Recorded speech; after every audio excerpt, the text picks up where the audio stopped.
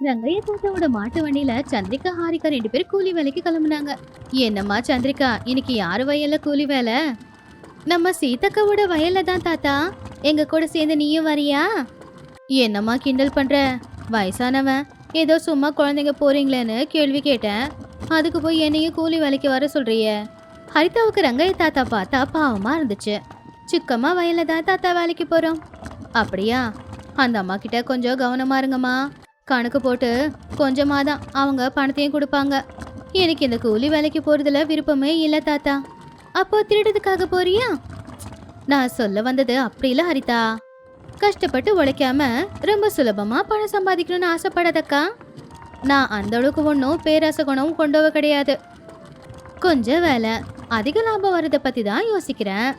இது ஆசை இல்லக்கா, பேராசை. ஏதோ கிடைக்கிற வேலையை செஞ்சுக்கிட்டு கொஞ்சம் காசு சேர்த்து வச்சுக்கிட்டு அரவிந்த் மாமாவை கல்யாணம் பண்ணிக்கிட்டு நீயும், சேகரை கல்யாணம் பண்ணிக்கிட்டு நானும் சந்தோஷமா இருக்கிறத வச்சு நம்ம வாழ்க்கைய வாழ்ந்துக்க வேண்டியது தானக்கா. மாட்டு வண்டியை ரங்கைய தாத்தா சுக்கம்மாவோட வயல் கிட்ட நிப்பாட்டினாரு. பசங்களா, சுக்கம்மாவோட வயல் வந்துச்சு, இறங்குங்கம்மா. சந்திரிகா ஹரிதா 2 பேரும் இறங்குனாங்க. ரங்கைய தாத்தா போயிட்டாரு. அக்கா வா, முதல்ல போய் வேலையை ஆரம்பிக்கலாம். ஹரிதா, என்னால இந்த வேலையெல்லாம் செய்ய முடியாது. நான் பேசாம வந்த வழியிலேயே போயிடுறேன். அப்படி இல்லக்கா, இன்னைக்கு வயல் வேலைக்கு வரோன்னு சொல்லி சுக்கம்மா கிட்ட முன்னாடியே பணம் வாங்கிட்டோமே. இப்ப நம்ம வயலுக்கு வந்து வேலை செய்யலன்னா அவ்வளோ நல்லா இருக்காதுக்கா. அப்படி இல்லனா சுக்கம்மா கிட்ட வாங்கின பணத்தை திரும்ப கொடுத்துட்டு இன்னைக்கு வேலை செய்ய முடியாதுன்னு சொல்லிட்டு வேணும்னா நாம வீட்டுக்கு போயிடலாம். ஹரிதா, அத சுக்கம்மா இன்னும் நம்மள பார்க்கவே இல்லல, வா போயிடலாம் அப்படின்னு சந்திரிகா ஹரிதாவை கூட்டிக்கிட்டு அங்கிருந்து வீட்டுக்கு கிளம்புனா. நீ என்ன பண்றேன்னு எனக்கு ஒண்ணுமே புரியலக்கா. வீட்டுக்கு போனா புரிஞ்சிடும், வா போலாம். வீட்லயே வேலைக்கு போக வேண்டாம்னு சொல்லியிருந்தா இவ்வளவு தூரம் மாட்டு வண்டியில வந்து இப்ப இவ்வளவு தூரம் நடந்து போக வேண்டிய அவசியம் இருந்திருக்காதுல்ல. கோவப்படாத ஹரிதா, சுலபமா எப்படி பணம் சம்பாதிக்கிறது அப்படின்னு எனக்கு ஒரு யோசனை வந்திருக்கு. 2 பேரும் பேசிக்கிட்டு மண் ரோட்ல இருந்து தார் ரோடுக்கு வந்தாங்க. அந்த தார் ரோட்ல ஒரு வயசானவர் விநாயகர் சிலைகளை வித்துக்கிட்டு இருந்தாரு. அத சந்திரிகா ஹரிதா 2 பேரும் பார்த்தாங்க. என்னாச்சுக்கா? தங்கச்சி, அவரை பாரு.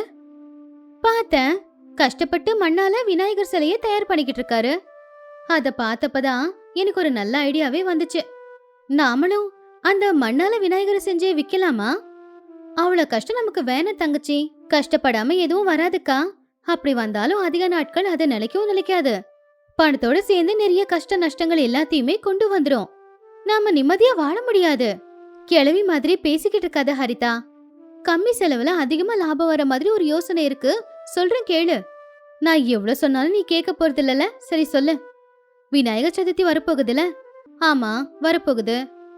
ஹரிதா, போன வருஷம் விக்காம மிச்சம் இருக்கிற விநாயகர் சிலை எல்லாத்தையுமே நாம கம்மி விலைக்கு வாங்கலாம். புதுசா பெயிண்ட் அடிச்சு புதுசுன்னு சொல்லி விக்கலாம். அப்ப கம்மி செலவு, நிறைய லாபம். எப்படி இருக்கு என்னோட ஐடியா? அப்படியே பண்ணிடலாமா? கடவுள் விஷயத்துல விளையாட்டு வேண்டாம்க்கா. நாம பேசாம கூலி வேலைக்கு போகலாம். கடவுள் கூட நாம மட்டும் இல்ல, நிறைய பேர் விளையாடுறாங்க. நீ என்ன சொன்னாலும் இதுக்கு நான் ஒத்துக்க மாட்டேன்க்கா. நீ ஒத்துக்கலன்னு வச்சுக்கோ, நானும் கூட அப்பா அம்மா கிட்டயே போயிடுவோம், பாத்துக்கோ. அக்கா, இங்க பாரு ஹரிதா, நான் என்ன பண்ணாலும் அது நமக்காக தானே, நம்மளுடைய சந்தோஷத்துக்காக தானே. அப்படி இல்லக்கா, என்னையும் அப்பா அம்மா கிட்ட போன்னு சொல்றியா? வேண்டாக்கா, உனக்காக நீ செய்யற வேலைகளை எல்லாத்துலயுமே நானும் பங்கு போட்டுக்கிறேன். ரொம்ப சந்தோஷம். அப்ப உடனே இந்த வேலைகளை நாம ஆரம்பிச்சிடலாம். அப்படி அன்னைக்கு அவங்க 2 பேருமே ஒன்னா வீட்டுக்கு வந்துட்டாங்க. அந்த நாளும் முடிஞ்சு போச்சு. அடுத்த நாள் காலையில அவங்க 2 பேருமே வட்டி வியாபாரியான சுப்பிரமணியனை பார்க்க போனாங்க. 2 பேரும் வட்டிக்கு பணத்தை வாங்கிக்கிட்டு வெளியில வந்தாங்க. பணம் வந்தாச்சுல, சரி ஒரு ஆட்டோ கூப்பிடு ஹரிதா. இப்ப எதுக்குக்கா ஆட்டோ? நாம விநாயகர் சிலைய வாங்க போக வேண்டாமா? ஆட்டோல போய் தானே விநாயகர் சிலை எல்லாத்தையும் வாங்கிட்டு வர முடியும். அப்படியா? ஆமா ஆமா. அப்படி 2 பேரும் ஒரு ஆட்டோல உட்காந்துக்கிட்டு பேசிக்கிட்டு விநாயகர் சிலைய செய்யற ஒரு ஆள்கிட்ட வந்தாங்க. சொல்லுங்கம்மா. இங்க பாருங்க, கடந்த 2 வருஷமா விக்காம இருக்கிற பழைய விநாயகர் சிலை ஏதாவது இருந்தா கொடுங்க, அத நான் உங்ககிட்ட பணம் கொடுத்து வாங்கிக்கிறேன். அந்த மாதிரி எதுவும் இல்லங்க. பழைய சிலை நிறைய இருக்குமா. பழைய சிலைங்களுக்கு பணம் கொடுத்து வாங்கிக்கிறேன்னு சொன்னா நான் ஏன் வேண்டான்னு சொல்ல போறேன். அப்ப அந்த சிலைகளை முதல்ல காட்டுங்க, அது எப்படி இருக்குன்னு பார்த்துட்டு நாங்க வேணும்னா வாங்கிக்கிறோம். சரி வாங்க. மாதவ் அவங்க 2 பேரையுமே பழைய சிலைகள் இருக்கிற இடத்துக்கு கூட்டிக்கிட்டு போனா. அங்க நிறைய விநாயகர் சிலைகள் இருந்துச்சு. ஹரிதா விநாயகர் சிலைய பார்த்த உடனே கையெடுத்து கும்பிட்டான். ஆனா சந்திரிகா மட்டும் ஆசையா அதை பாத்துக்கிட்டு இருந்தா. பரவாயில்லையே, இவர்கிட்ட நிறைய பழைய விநாயகர் சிலைகள் இருக்கு போலயே. விலை ரொம்ப குறைச்சலா பேசி எல்லாத்தையும் வாங்கிட்டு போயிடணும். எந்த சிலமா உங்களுக்கு வேணும்? எல்லாமும் வேணும், ரேட்டு பார்த்து சொல்லுங்க அப்படின்னு பேரம் பேசி ரொம்ப நேரத்துக்கு அப்புறமா ரொம்ப குறைஞ்ச விலைக்கு எல்லா சிலைகளையும் வாங்கினா சந்திரிகா. என் தங்கச்சி இங்கே இருப்பா, நான் போய் வண்டி பேசிட்டு வந்துடுறேன். சரிம்மா அப்படின்னு சந்திரிகா போனா. ஹரிதா மாதவன் கிட்ட அவனுடைய வாழ்க்கை எப்படி இருக்குன்னு விசாரிச்சா. இத்தனை நாளா அந்த விநாயகரை நம்பி அவருடைய பண்டிகை வரும்போது இந்த சிலைகளை எல்லாத்தையுமே வித்து உங்க குடும்பத்தை நீங்க நல்லபடியா பாத்துக்கிறீங்க. உண்மையிலேயே அது பெரிய விஷயம்தான். விநாயகர் எல்லாருக்கும் பிடிச்ச கடவுளாச்சேம்மா. அவரை நம்பினவரை அவரை கைவிடுவாரா என்ன? விநாயகர் நினைச்சாலே போதும், அவர் வந்து நமக்கு நல்லது செய்வாரு. சந்திரிகா வண்டியை எடுத்துக்கிட்டு வந்தா. அக்கா, வண்டி கொண்டு வந்துட்டேன், ஆனா ஆட்கள் யாரும் இல்லையே. நாம தான் இருக்கோம் இல்லையா ஹரிதா? அப்புறம் எதுக்கு ஆட்கள் எல்லாம்? மாதவ் ஹரிதா எதுவுமே பேசல. அவங்க 3 பேருமே ஒரு விநாயகர் சிலையை தூக்கிட்டு வந்து வண்டியில ஏத்திக்கிட்டு இருக்கும் போது அது உடைஞ்சு போச்சு. அதுல ஒரு பீஸ் ஹரிதா மேல விழுந்துச்சு. அதுல ஹரிதாவுக்கு பெரிய காயமே பட்டுச்சு. ஹரிதா அதே இடத்துல மயக்கம் போட்டு விழுந்துட்டா. சந்திரிகா பயப்பட ஆரம்பிச்சா. உடனே பக்கத்துல இருக்கிற ஹாஸ்பிட்டலுக்கு ஹரிதாவை தூக்கிக்கிட்டு வந்தா. ஆபரேஷன் ரூமுக்கு வெளியில ரெட் லைட் எரிஞ்சுக்கிட்டு இருந்துச்சு. சந்திரிகாவுக்கு என்ன பண்றதுன்னு தெரியாம அங்க இங்கன்னு சுத்திக்கிட்டு இருந்தா. 2 மணி நேரத்துக்கு அப்புறமா வயிற்று சுத்தி கட்டு போட்டிருக்கிற ஹரிதாவை ஒரு பெட்ல கொண்டு வந்து படுக்க வச்சாங்க. டாக்டர், என் தங்கச்சி பழைய விநாயகர் சிலை உடைஞ்சு அவங்க மேல விழுந்திருக்கு. அந்த விநாயகர் சிலை செய்யறதுக்கு பயன்படுத்துற ராட் அவங்க வயித்துல குத்தி இருக்கு. அது ரொம்பவும் துருப்பிடிச்சதுனால அவங்களுக்கு ரொம்ப சீரியஸ் ஆயிடுச்சு. நாங்க செய்ய வேண்டியதை செஞ்சிட்டோம். இதுக்கப்புறம் எங்களால எதுவும் செய்ய முடியாது. எல்லா பாரத்தையும் நீங்க கடவுள் மேலதான் போடணும். ஒண்ணு அவ நல்லபடியா குணமாகலாம், இல்ல கோமாவுக்கு கூட போலாம். சந்திரிகா ஹரிதாவை பார்த்து வருத்தத்தோட, என்ன மன்னிச்சுடு தங்கச்சி, என்னுடைய பேராசையாலதான் இன்னைக்கு உனக்கு இந்த நிலைமை. நீ உயிரோட இருக்கணும். நீ உயிரோட இருக்கிறதுக்காக நான் என்ன விடுனாலும் பண்ணுவேன். நீ உயிரோட இருந்தாகணும் அப்படின்னு சந்திரிகா சொல்லும் போது ஹரிதாவோட தலைப்பக்கத்துல ஒரு சின்ன எலி வந்து உக்காந்துக்குச்சு. அந்த எலிய சந்திரிகா பார்த்தா. அவளுக்கு என்ன பண்ணணும் அப்படின்னு புரிஞ்சுது. எனக்கு புரிஞ்சுதுப்பா, என்ன மன்னிச்சுடு, என்னோட தங்கச்சிய காப்பாத்து அப்படின்னு ஒரு நொடி கூட தாமதிக்காம சிஸ்டருங்களை ஹரிதா பக்கத்துல விட்டுட்டு அவ வீட்டுக்கு வந்து தலைக்கு குளிச்சு பூஜைக்கு தேவையான பொருட்களை எடுத்துக்கிட்டு அவங்க ஊர்ல இருக்கிற விநாயகர் கோவிலுக்கு போனா. புள்ளியாரப்பா, எனக்கு எல்லாமே நீதான், என்ன மன்னிச்சிடுப்பா. என் மேல இருக்கிற கோவத்துல தயவு செஞ்சு என் தங்கச்சியை தண்டிச்சிடாத. புள்ளியாரப்பா, என்னோட உயிரை எடுத்துக்கோ, என் தங்கச்சி உயிரை காப்பாத்துப்பா. என்ன தயவு செஞ்சு மன்னிச்சிடு. கடவுளோட விளையாட்டு வேண்டான்னு என் தங்கச்சி சொன்னப்போ நான் அத கேட்கவே இல்ல அப்படின்னு அழ ஆரம்பிச்சா. பூசாரி ஹரிதா பேர்ல அர்ச்சனை பண்ணாரு. சந்திரிகா, இந்த பொட்டு எடுத்துட்டு போய் ஹரிதா நெத்தில வை, எல்லாம் சரியாயிடும். சந்திரிகா உடனே ஒரு ஆட்டோ பிடிச்சுக்கிட்டு வேகமா ஹாஸ்பிட்டலுக்கு வந்தா. பூசாரி கொடுத்த பொட்ட ஹரிதாவோட நெத்தியில வச்சதும் அவ கண் திறந்து பார்த்தா. விநாயகருக்கு நன்றி, என்ன மன்னிச்சிடுப்பா. இனிமே எப்பவுமே கடவுள் விஷயத்துல நான் விளையாடவே மாட்டேன். இந்த வருஷம் விநாயகர் சதுர்த்திய நம்ம வீட்டிலையும் கொண்டாடணும். சரிக்கா. 2 நாளுக்கு அப்புறமா ஹாஸ்பிட்டல்ல இருந்து ஹரிதாவை கூட்டிக்கிட்டு சந்திரிகா வீட்டுக்கு வந்தா. விநாயகர் சதுர்த்தி அன்னைக்கு வீட்டுல விநாயகர் சிலையை வச்சு பூஜைய செஞ்சாங்க. 3 நாளுக்கு அப்புறமா விநாயகரை கொண்டு போய் ஆத்துல கரைச்சாங்க. அன்னையில இருந்த அக்கா தங்கச்சிங்க 2 பேரும் எப்பவும் போலவே வேலையை செஞ்சுக்கிட்டு வாழ்க்கைய வாழ்ந்துகிட்டு இருந்தாங்க. அக்கா தங்கச்சிங்களான சந்திரிகா ஹரிதா வேலைக்காக அலைஞ்சு ஒரு மரத்துக்கடியில ரொம்ப சோர்வாயி நின்னுகிட்டு இருந்தாங்க. அக்கா, சித்தி சொன்ன மாதிரி நம்ம 2 பேரும் துரதிருஷ்டசாலிங்க இல்ல?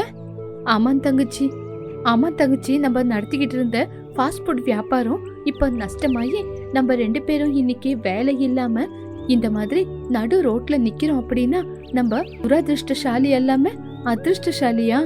அக்கா, 1 நாள் 2 நாள் இல்லக்கா, நம்ம ஒரு வாரத்துல இருந்து வேலைக்காக கஷ்டப்பட்டு தேடிக்கிட்டு இருக்கோம். நம்மள பாக்குறவங்க, ஓஹோ நீங்களா அன்னைக்கு திமிர் எடுத்து போய் ஃபாஸ்ட் ஃபுட் வியாபாரத்தை நடத்துனீங்கல்ல, அதுல இப்போ நல்லா ஓடிக்கிட்டு இருந்ததை நாசமாக்கிக்கிட்டீங்க அப்படின்னு ரொம்ப நக்கலா ரொம்ப கேவலமா கண்ணுக்கு முன்னாடியே பேசுறாங்க. உங்கள மாதிரி ஆளுங்களுக்கெல்லாம் வேலை கொடுக்க முடியாதுன்னு முகத்துக்கு நேரா சொல்றாங்க அக்கா அப்படின்னு சொல்லி கண்ணீரை விட்டுக்கிட்டு இருந்தா. அக்கா, எதுக்குக்கா அழுந்துகிட்டு இருக்க? அந்த கடவுள் நம்மளுக்கு சரியான தண்டனை தான் கொடுத்திருக்காரு. இந்த தண்டனைய அனுபவிச்சுதான் ஆகணும். சரி தங்கச்சி, நீ வீட்டுக்கு போ, நான் அப்புறமா வரேன். அக்கா எங்க போற? நான் எங்கேயாவது நம்மளுக்கு வேலை கிடைக்குதான்னு தேடிட்டு வரேன். அக்கா இந்த மாதிரி வேலைக்காக அந்த பக்கம் இந்த பக்கம் சுத்துறதை விட்டுட்டு அந்த சின்னம்மாவோட கடைக்கு போய் அங்க ஏதாவது வேலை இருக்கான்னு கேட்டு பார்க்கலாம். எந்த மூஞ்சியை வச்சுக்கிட்டு சின்னம்மாவோட கடைக்கு போறது? அக்கா பரவாயில்ல அக்கா அப்படின்னு வேலைக்காக சின்னம்மா ஹோட்டலுக்கு போனாங்க. ரோட்டோரத்துல சின்னம்மா ஒரு சின்ன டிஃபன் கடையை வச்சுக்கிட்டு அவங்களோட புருஷனோட உதவியால வியாபாரத்தை செஞ்சுக்கிட்டு இருந்தாங்க. சின்னம்மா சொல்லுங்க.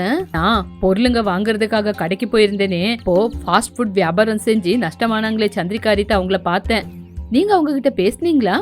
இல்ல நான் உங்களை பார்த்தது மட்டும்தான். அவங்க 2 பேரும் ஒரு பக்கத்துல நின்னு பேசிக்கிட்டு இருந்தாங்க. அந்த பெரிய பொண்ணு இருக்காளே சந்திரிகா, அவளும் கண்ணீர் விட்டுக்கிட்டு இருந்தா. நான் பேசலான்னு தான் போனேன், ஆனா நம்மளுக்கு செஞ்ச துரோகத்துக்கு திரும்பி வந்துட்டேன். ஆமாங்க, நம்ம எதுக்காக அவங்களுக்காக கவலைப்படணும்? நம்மளுக்கு இப்போ இந்த டிஃபன் சென்டர் இருக்குல்ல, இந்த வியாபாரத்தை நடத்திக்கிட்டு நம்ம போலாம். சரி சின்னம்மா அப்படின்னு அவங்க 2 பேரும் பேசிக்கிட்டு வர கஸ்டமர்கிட்ட வியாபாரத்தை செஞ்சுக்கிட்டு சந்தோஷமா இருந்தாங்க. அக்கா தங்கச்சிங்க 2 பேரும் ரோட்ல நடந்துகிட்டு வரும்போது ரோட்டோரத்துல சின்னம்மாவோட டிஃபன் கடையை பார்த்து அக்கா தங்கச்சிங்க ஒருத்தர் மூஞ்சி ஒருத்தர் பாத்துக்கிட்டாங்க. ஹரிதா, அந்த டிஃபன் கடையில இருக்கிறது சின்னம்மா தானே? ஆமாங்கா, சின்னம்மா தான். ஃபாஸ்ட் ஃபுட் வியாபாரம் பண்ணி நஷ்டமானதுக்கு அப்புறம் இப்போ இந்த ஹோட்டல்ல தான் வேலை செய்யறாங்க போல. சரி வா, அவங்க கிட்ட ஏதாவது வேலை இருக்கான்னு கேட்டு பார்க்கலாம். அவங்க எப்படியும் அந்த பக்கம் இந்த பக்கம் வேலைக்கு போவாங்கல்ல, அவங்களுக்கு தெரிஞ்சிருக்கும். சரி வா, அவங்க கிட்ட வேலை எங்கேயாவது இருக்கான்னு கேட்கலாம். அவங்க கண்டிப்பா நம்மள புரிஞ்சுக்குவாங்க. சரிக்கா, சரி கேட்கலாம் அப்படின்னு சொல்லி வியாபாரம் செஞ்சுக்கிட்டு இருக்கிற சின்னம்மா கடைக்கு வந்தாங்க. சின்னம்மா அவங்கள பார்த்து கண்டுக்காம, என்னம்மா என்ன வேணும், என்ன டிஃபன் சாப்பிடுறீங்க அப்படின்னு கேட்ட உடனே அக்கா தங்கச்சிங்க 2 பேரும் மூஞ்ச பாத்துக்கிட்டாங்க. என்னம்மா கேக்குறேன், பதில் சொல்ல மாட்டேங்கிறீங்க? சொல்லுங்கம்மா, என்ன வேணும் உங்களுக்கு? டிஃபன் சாப்பிடுறதா இருந்தா சாப்பிடுங்க, இல்லனா வரவங்களுக்காவது வழி விடுங்க. எங்களை உங்களுக்கு ஞாபகமே இல்லையா? உங்களை நாங்க ஞாபகம் வச்சுக்கிறதுக்கு நீங்க என்ன எங்க கூட பிறந்தவங்களா இல்ல எங்க சொந்தக்காரங்களா? உங்களெல்லாம் நாங்க ஞாபகம் வச்சுக்கிட்டு இருக்கிறதுக்கு அப்படின்னு சின்னம்மா சொன்ன உடனே இவங்க சொன்னது அவங்களுக்கு ஞாபகத்துக்கு வந்துச்சு. அக்கா, நம்ம ஃபாஸ்ட் ஃபுட் வியாபாரம் செஞ்சுக்கிட்டு இருக்கும்போது இதே சின்னம்மா நம்ம கிட்ட வந்து உதவின்னு நின்னப்போ நம்ம இந்த பேச்சியை தான்க்கா சொன்னோம். ஆமா தங்கச்சி, இங்க இருக்கிறது நம்மளுக்கு நல்லதில்ல. சரி வா, இங்க இருந்து கிளம்பலாம். அக்கா, எனக்கு ரொம்ப பசி எடுக்குதுக்கா, சாப்பிட ஏதாவது கேட்டு பார்க்கலாமா? சின்னம்மா நம்மள பத்தி ஞாபகம் வச்சுக்கல, நம்ம சொன்னதை மட்டும்தான் அவங்க ஞாபகம் வச்சிருக்காங்க. அதனால இதுக்கப்புறம் இங்க நின்னா நம்மளுக்கு மரியாதை இருக்காது. வாமா, நம்ம தயவு செஞ்சு இங்க இருந்து போயிடலாம். இங்க நிக்கிறதே ரொம்ப அசிங்கம் நம்மளுக்கு. பரமா காசு கொடுக்குறோம், டிஃபனை கொடுங்கன்னு கேட்டா கூட அவங்களுக்கு நம்ம மேல நம்பிக்கை அப்படின்னு இருக்கவே இருக்காது. அக்கா, தாகமா இருக்குக்கா, இருக்கா தண்ணி குடிச்சுக்கிறேன். இங்க சாப்பிடுறவங்களுக்கு மட்டும் தான் தண்ணி, மத்தவங்க எல்லாம் தண்ணி குடிக்க கூடாது அப்படின்னு சொன்ன உடனே அவங்க 2 பேரும் மூஞ்ச பார்த்தாங்க. அவங்கள பார்த்து லிங்கையாவுக்கு ரொம்பவே கஷ்டமாயிடுச்சு. தங்கச்சி கிளம்பலாமா அப்படின்னு அக்கா தங்கச்சிங்க 2 பேரும் ரோட்ல நடந்துகிட்டு போகும்போது, தங்கச்சி அது சின்னம்மாவோட கடை தான், அவங்க அங்க வேலை செய்யல. ஏங்கா, உனக்கு பார்த்து கூடவா புரியல? அக்கா, அந்த டிஃபன் கடை சின்னம்மா அவங்களதுதான். நம்ம பணம் இருக்கும்போது ரொம்ப தப்பு பண்ணிட்டோம். ஆமா தங்கச்சி, நம்ம ஃபாஸ்ட் ஃபுட் வியாபாரத்தை செஞ்சுக்கிட்டு இருக்கும்போது அதிகமா லாபம் வருதுன்னு ரொம்ப திமிரு பிடிச்சி ஆடிட்டோம். நம்ம செஞ்சது கூட பெரிய தப்பு தானே. ஆமாங்கா, சரிக்கா வா நம்ம வீட்டுக்கு போலாம் அப்படின்னு அக்கா தங்கச்சிங்க 2 பேரும் பேசிக்கிட்டு வீட்டுல வந்து தண்ணிய குடிச்சிட்டு பெட்ல உக்காந்தாங்க. இப்படி அவங்க வாழ்க்கைய பத்தி யோசிச்சுக்கிட்டு இருந்தாங்க. இப்படி நேரமாச்சு.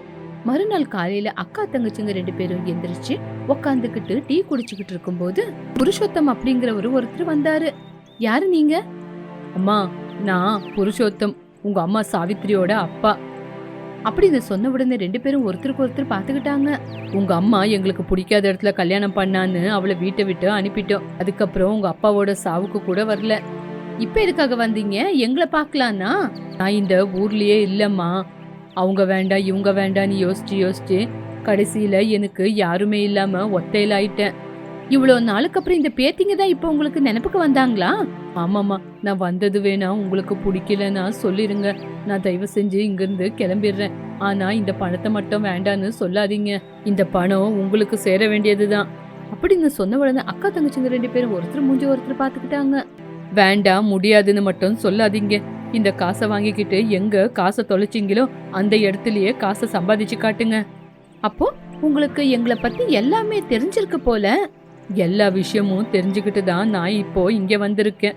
ஃபாஸ்ட் ஃபுட் வியாபாரத்துல நீங்க பணம் வந்த உடனே திமிரு பிடிச்சி ஆடி மொத்த காசையும் தொலைச்சு நின்னீங்க. இந்த வார்த்தையை கேட்ட உடனே 2 பேரும் தலைகுனிஞ்சு நின்னாங்க.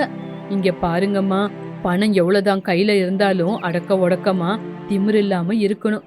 சரி, இப்போ இந்த பணத்தை வாங்கிக்கிட்டு நீங்க 2 பேரும் ஒழுங்கா வியாபாரத்தை செய்யுங்க. வேணும்னா நானும் உங்களுக்கு உதவி செய்யறேன்.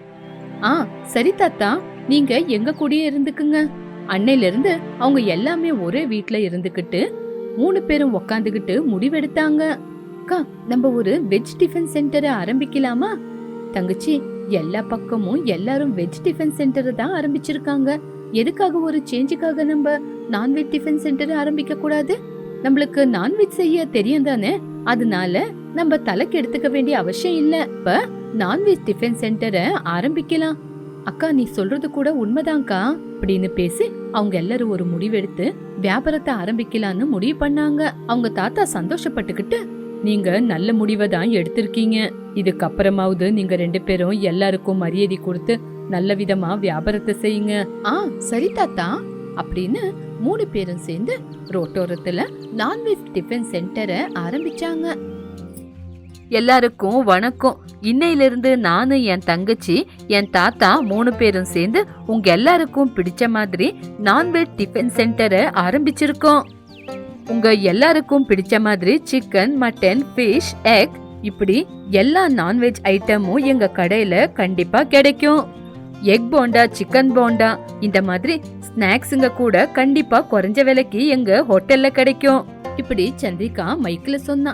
முதல் நாள் அவ்வளவா வியாபாரம் ஆகலனாலும் அவங்க தாத்தாவோட பேச்ச கேட்டு எல்லாருக்கும் மரியாதை கொடுத்து 2 பேரும் ரொம்ப நல்ல வியாபாரத்தை செஞ்சுக்கிட்டு இருந்தாங்க.